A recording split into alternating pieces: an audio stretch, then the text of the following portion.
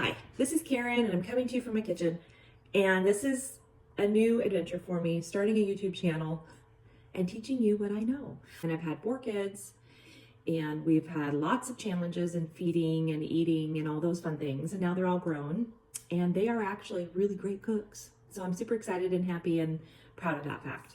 So yay for that. So if you're a young mom, keep going, keep teaching, something will stick.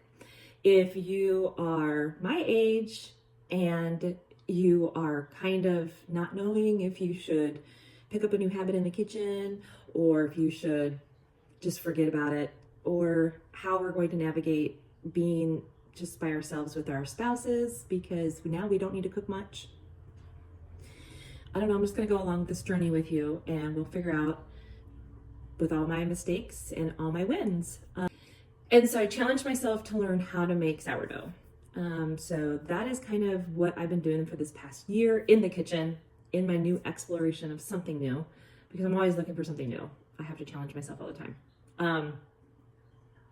So I am going to be having you guys come along with me while we make some new sourdough recipes. I can show you my starter. We can figure out how to make a starter from scratch if that's what you really want to do, or if you want to purchase a starter online to rehydrate, or if you know someone that can give you a starter that has been around for longer, that might be an easier option, or you can certainly make the project and take the time commitment and make your own starter.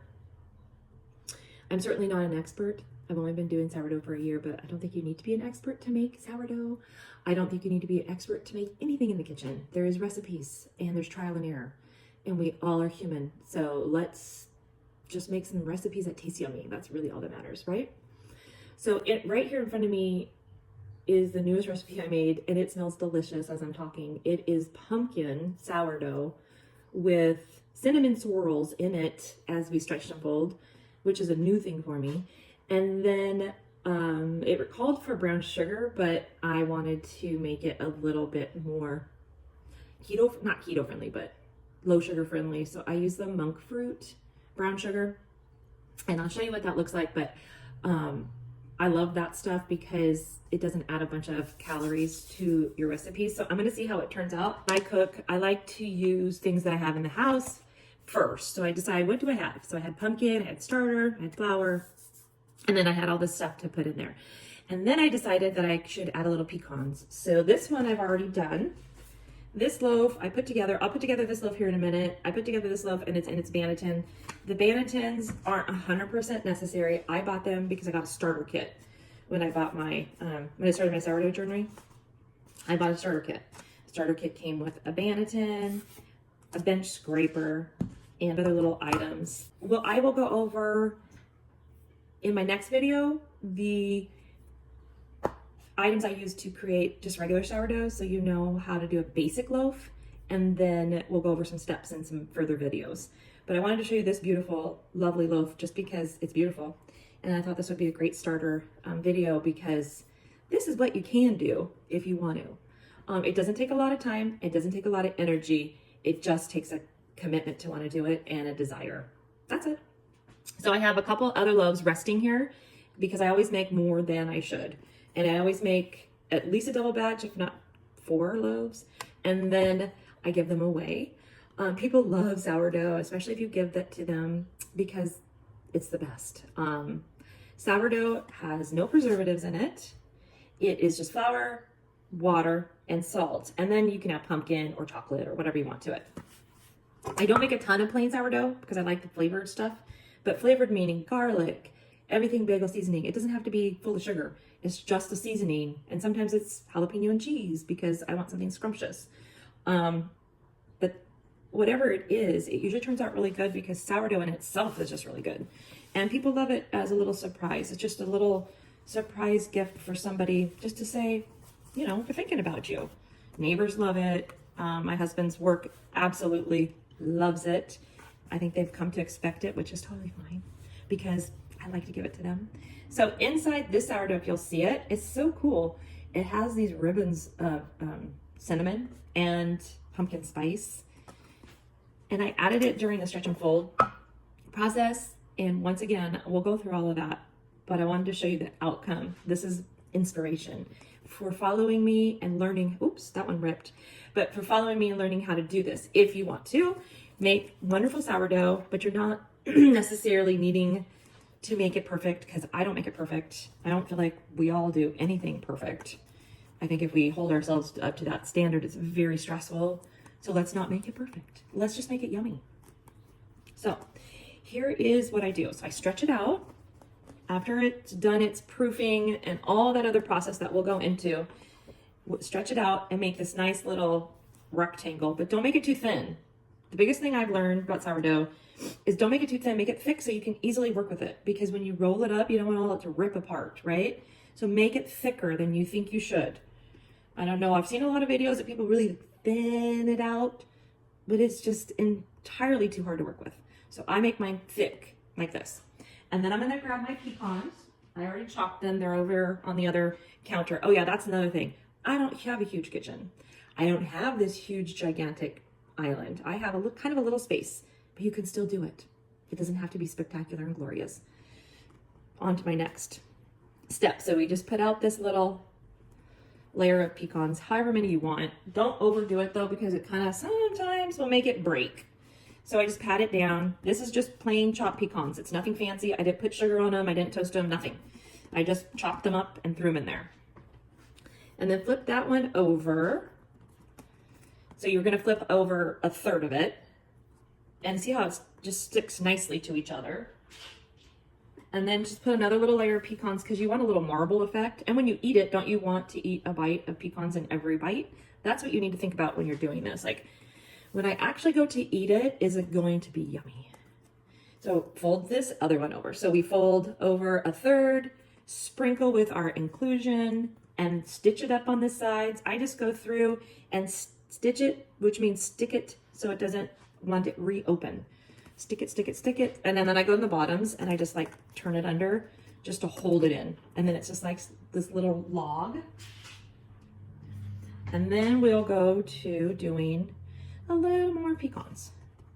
So we're pecan heavy in this one because I love pecans, and actually they're really good for you. So in this loaf right here, there is bread flour and water, filtered water, and salt. And then I added pumpkin, just pure pumpkin, not pumpkin pie or anything. It's just pure pumpkin puree. And then that's it. And then it sits. And then I added, during my stretch and folds process, I added the cinnamon, pumpkin spice, and the monk fruit golden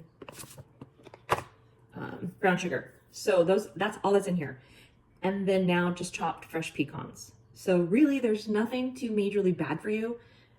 Everything is good for you. And sourdough, the nice thing about sourdough is it has good probiotics for digestion. So if you want a piece of bread, eat sourdough and don't eat the other breads and sugars and sweets, because this one actually has healthy benefits for you.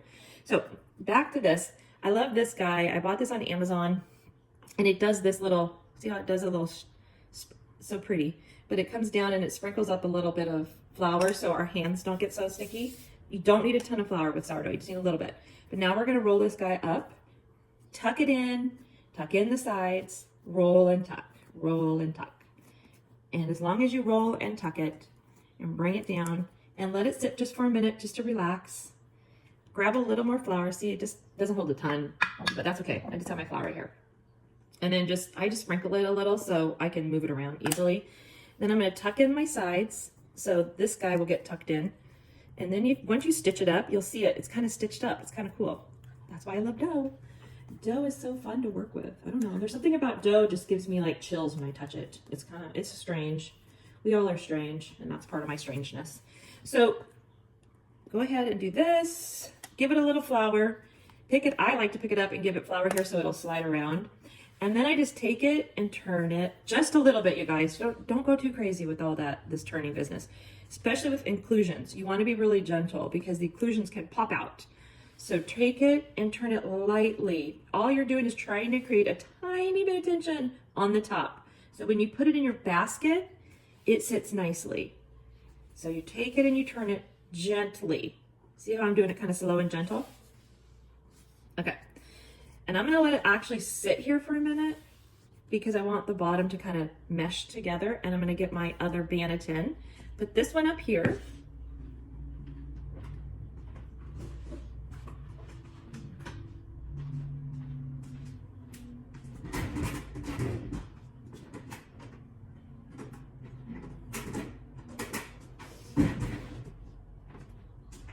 So the Bannetons will come typically with a liner. I don't use them in here because I didn't like them. Because I couldn't really wash them, and they got like little balls on them, and it was my favorite. So I use tea towels, and I just bought a pack. Actually, I bought this pack at Walmart because I found them there. But just make sure you buy tea towels that don't have lint. You don't want obviously put lint on your Bannetons you don't want lint on your loaf. So just take a little bit of your flour, just prepare it, and then I thought this would be fun. This is the cinnamon sugar. This is the, not cinnamon, yeah, this has the sugar in there, and it has the cinnamon, and it has the pumpkin pie spice. I mixed this up. This is what went in here earlier, but I had extra. So I thought it would be fun to put a little bit of this on the top.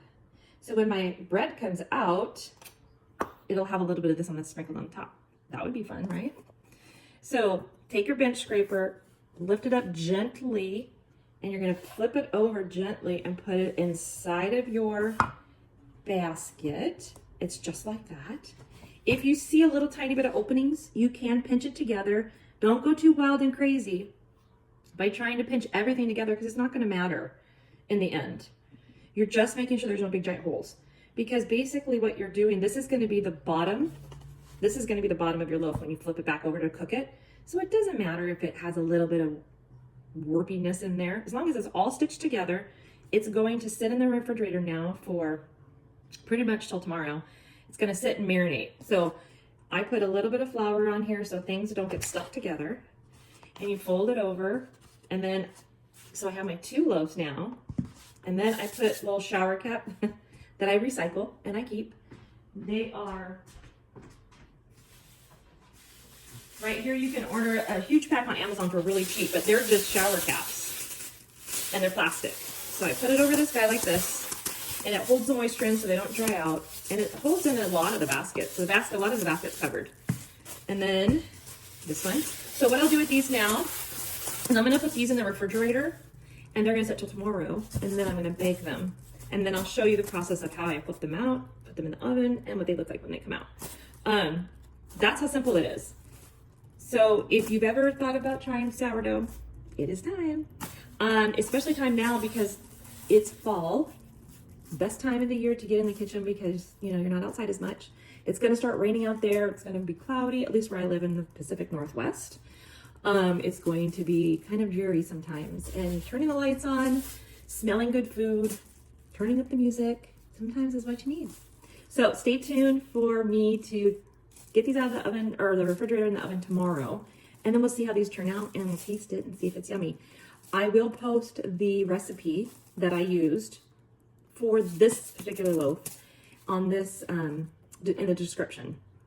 And of course, if you want to follow along with me and make some recipes that are unique, different, interesting, we're going to test out some sourdough recipes, sourdough discard, regular recipes, different things, not just about bread. I do like the bread part though. It's like my favorite. But I do want to make a few other things that with our sourdough and our sourdough discard. And I will talk about that a little later. You can't learn it all in one video because that'd be impossible.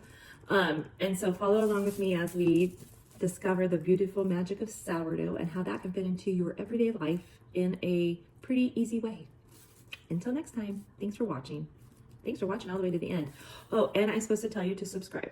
So if you would like to follow along and be one of my first subscribers to see all these great recipes and just watch me in action in my kitchen, make sure you press the subscribe button down below.